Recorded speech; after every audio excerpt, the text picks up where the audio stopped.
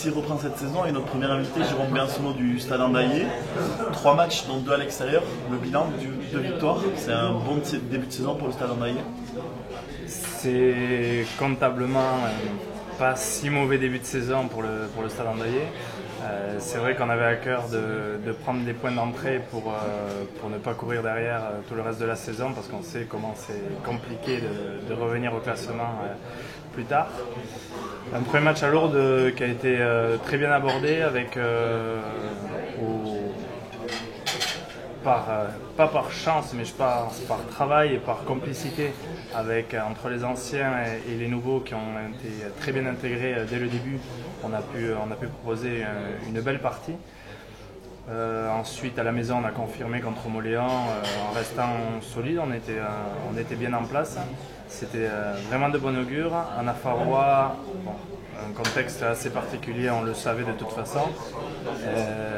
On a fait au mieux. Il y avait quand même pas mal de choses à régler. Mais bon, c'est pas si mal. 2 victoires, un défensif. Comptablement, on n'est pas trop mal. C'est une poule très intéressante cette année. L'année dernière, vous avez Saint-Jean. Cette année, il y a Moléon, Nafarois, même Pérorat qui est aussi dans le comité. Ça doit être excitant à jouer et d'être peut-être le meilleur club, au moins du comité. Ouais, alors ça, le meilleur club du comité, faut pas non plus s'emballer. Il y a vraiment de très très belles oppositions dans le coin et on peut le voir chaque dimanche. C'est vrai que c'est intéressant d'avoir pas mal de derbies dans les alentours. Et en plus de ça, de rencontrer des équipes nouvelles pour nous cette année, Saverdun, Pamiers, Gers, qu'on n'avait pas du tout rencontré les années précédentes. Donc il y a du nouveau, de l'ancien et des derbies, c'est pas mal.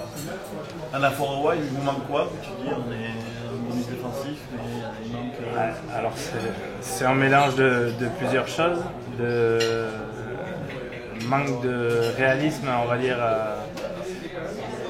face au bar pour ma part et même dans le mouvement général, on aurait pu marquer quand même au moins 1 ou 2 essais.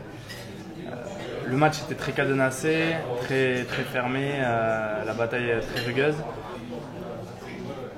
Je vais le dire parce que je le pense, donc je suis comme ça, je le dirai.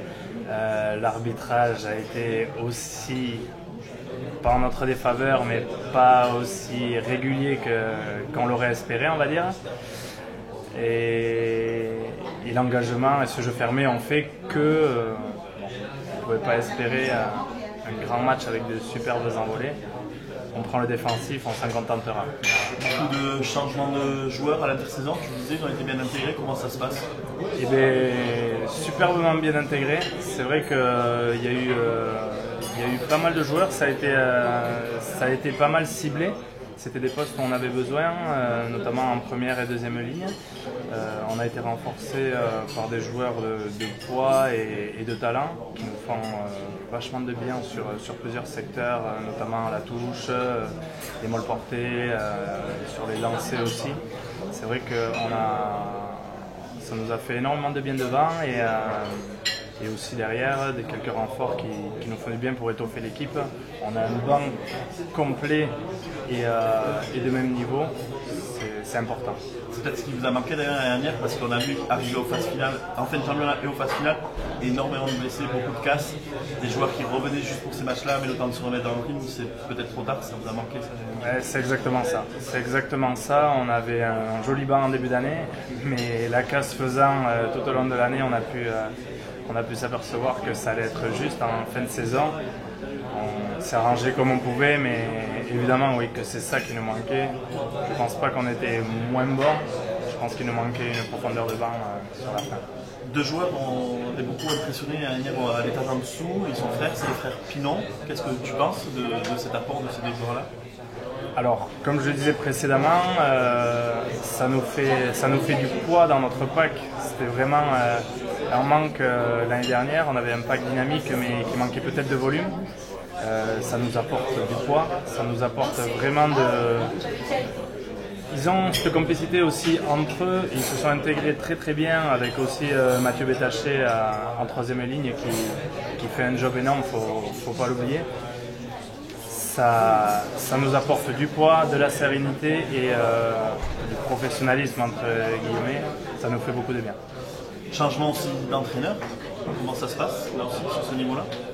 Alors, le cycle était fini, on savait qu'il fallait repartir sur une nouveauté avec changement d'entraîneur, des nouveaux joueurs qui allaient arriver. On repartait quasiment de zéro, même si ce n'est pas vraiment le cas. On a intégré les entraîneurs de suite. Ils se sont imposés sur un schéma de jeu sans nous chambouler complètement, en restant sur notre schéma qui marchait les années précédentes, en apportant leurs modifications, leurs pattes. Pour ce début de saison, la preuve en est sur les résultats. On s'en tire bien parce qu'on reste sur ce qu'on aimait faire et qu'on voulait faire.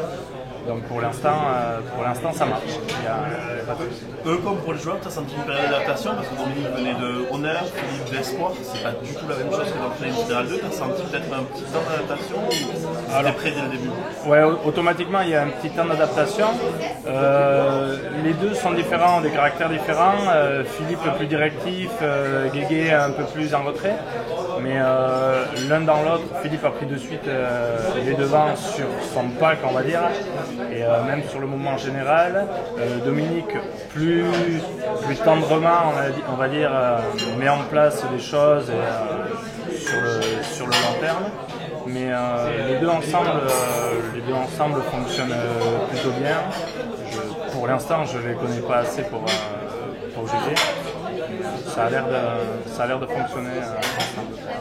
Qualifié pour les phases finales l'année dernière, je suppose que le club vous a demandé de faire au moins aussi bien.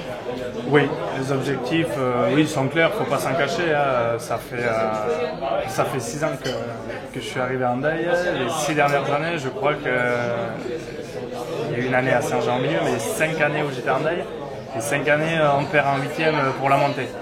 Donc évidemment, sur cette régularité de qualif, il faut continuer au moins à faire aussi vite. Les joueurs, entre vous, on en a discuté, vous avez un objectif différent? Peut-être passer cette étape de 8e de finale? Alors évidemment, ça nous ferait plaisir, passer, aller vraiment le plus loin possible, mais on ne se voile pas la face. On sait qu'à la Fédérale 2, comme les autres fédérales, chaque année, le niveau monte. Donc chaque année, ce qu'on a fait l'année dernière, il faudra faire plus pour passer l'année suivante. On veut aller le plus loin. Nous, on s'éclate entre nous. Vraiment, on a un groupe exceptionnel. On fait du jeu, on s'amuse, et même en dehors du rugby, on veut continuer à prendre des plaisirs ensemble et aller le plus loin possible. Maintenant, je vais parler personnellement. Maintenant que la Fédérale 1 est géographique, on a enlevé ces mastodontes. C'est que l'année dernière, le club ne voulait pas y aller. Là, cette année, toi, par exemple, tu aurais envie d'aller titiller un peu, peut-être un peu plus haut, quand tu vois que Saint-Jean est un peu meilleur que vous sur la phase finale, mais c'est équivalent, on s'en sort bien pour le moment, tu as envie d'aller au-dessus? Moi j'ai déjà l'expérience de la Fédérale 1, j'ai fait 2 ans, c'est vrai, sur des Fédérales 1 plus solides. Maintenant, je ne me mets pas d'objectif personnel sur ça. Ça vient comme si ça vient, ça viendra tout seul. Si ça vient pas, c'est pas grave. Bien au contraire, moi je prends beaucoup de plaisir en Fédérale 2, le niveau étant élevé. Si on doit monter, il n'y a pas de souci, j'irai avec les copains, avec le reste. Si j'ai des opportunités, je vais les étudier, y réfléchir évidemment, comme tout joueur fait ou ferait, je suppose. Mais personnellement, je ne me donne pas d'ambition énorme. Si ça vient, je ferai tout pour le faire si j'en ai envie. Si j'en ai pas envie, je saurais dire non et rester sur ce qui me convient. D'ailleurs, tu as connu ce club, Saint-Andus, tu as pensé à la saison? Alors, ou eux ont pensé à toi aussi à la saison? Oui, je pense qu'il y a eu un peu des deux, mais c'est vrai qu'on y pense tout le temps, on est sollicité, donc ça nous fait réfléchir. C'est frustrant de jamais passer ce match de montée, il faut passer le cut, comme au golf. Pardon. Et j'y ai pensé, mais voilà. Je me suis posé, j'ai pesé le pour et le contre. J'ai quand même un gros attachement au Stade Hendaye qui m'a apporté énormément parce que c'est un club super, et aux copains avec qui j'y suis aussi depuis longtemps. Finalement, j'ai fait ce choix-là. Il fallait que je tranche. Pour ceux qui t'ont pas vu jouer, qui sont peut-être pas proches du Stade Hendaye, c'est toujours un régal de venir te voir parce que tu tentes des choses, tu tentes aussi des choses improbables. Du coup, c'est important pour toi d'abord t'amuser sur le terrain, même s'il faut faire quelque chose de pas bien, mais tu t'amuses. C'est clair. Alors j'ai réussi à progresser sur ça. Je remercie Daniel Lareccia sur ces 3 dernières années. C'est vrai que j'étais vachement foufou parce que moi le rugby c'était de l'éclat et au détriment des fois des copains, ce qui me pesait parce qu'évidemment je les adore les copains et ça m'embêtait de pouvoir les mettre en porte-à-faux certaines fois, comme d'autres fois débloquer des situations. Mais moi je joue ce rugby là, c'est mon rugby de toute façon, je sais faire surtout ça. Après j'ai réussi à m'étoffer sur différentes techniques on va dire. Mais finalement avec l'âge je commence à me poser, à gagner en régularité. Je suis un peu moins foufou, mais je le garde quand même parce que ça me sert dans bien des situations et ça peut servir toujours. D'ailleurs, c'est pour ça que tu es notre premier invité de rugby ici. Il y a une question qui me taraude. J'étais au match aller des phases finales Hendaye-Saint-Jean. Tu nous fais une percée de 50 mètres.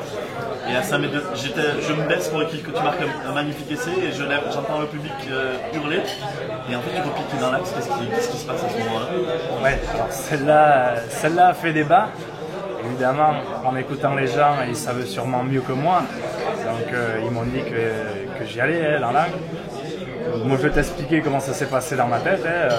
C'est parti des 22. Je vais le plus impossible. J'arrive au 40 adverse. Je vois l'ailier qui me revient en travers. Donc, moi, pour gagner de la distance, je vise le poteau de corner. Je le vise vraiment jusqu'au bout, alors peut-être pas assez lucide, j'en conçois, mais arrivé à 15 mètres de la ligne, je le vois vraiment très proche dans le coin de l'œil et j'ai pas une musculature qui m'aurait permis de faire ces 5 voire 10 mètres en puissance jusqu'à l'angle pour moi. Donc au feeling, il reste 10 mètres. Pour moi, j'y vais pas en angle, je me fais pousser en touche avant, donc je me tente le crochet inter pour essayer d'arriver sur la ligne, sur cet effet de surprise. Ça passe, malheureusement. Ça passe jusqu'à 2 mètres de la ligne où j'avais pas vu le défenseur qui me revient dans le dos et me fait sauter le ballon. Tu es encore jeune, 26 ans, tu te vois continuer combien de temps encore? Quinzaine d'années, moi. Non, moi je vais continuer tant que je peux. J'ai de la chance, je joue pas devant et je suis pas sujet à de grosses blessures. Donc je vais continuer à jouer tant que je m'éclaterai et si ça doit être 35, 38, je pousserai jusqu'à là. L'autre rugby pour toi c'est l'été, c'est le beach rugby à la Peña Zozom où vous postez à peu près tous les tournois du coin. Comment c'est venu cette envie encore, parce qu'on a vu beaucoup de joueurs du Stade Hendaye, encore de même l'été se retrouver, jouer. Comment c'est venu cette envie de jouer sur le sable? Comme tu le dis, c'est vrai que nous le rugby c'est notre passion avant tout. Donc on ne pouvait pas concevoir ces 3 mois ou 2 mois de pause sans rugby. Il n'y a plus de match de top 14, il n'y a plus rien pendant l'été. Il faut bien trouver. À Hendaye c'est assez propice au beach rugby en ayant des belles et grandes plages. Donc avec les copains, ils étaient déjà mis en place depuis quelques années. Moi j'ai réussi à intégrer ce groupe-là il y a 5-6 ans. Et on a commencé à s'éclater, puis ça a continué, ça nous fait l'été et on prend beaucoup de plaisir sur un sport différent, mais qui reste dans la mentalité. Il y a eu même un tournoi à Londres l'année dernière, que vous gagnez d'ailleurs. Il y a des envies comme ça d'essayer de voyager, de partir un peu partout grâce à ce rugby-là? Et ouais, la Peña Zozom, c'est une asso d'Hendaye avec surtout des Hendaillais à la base. C'est vrai que ça commence à se diversifier ces dernières années, à aller faire des tournois un peu partout. Il y a eu au Maroc aussi, à Londres. Du moment où c'est un plaisir de jouer sur le sable, n'ayant que Anglet et le circuit France où on a pu avoir quelques soucis sur ces dernières années, on a voulu le faire.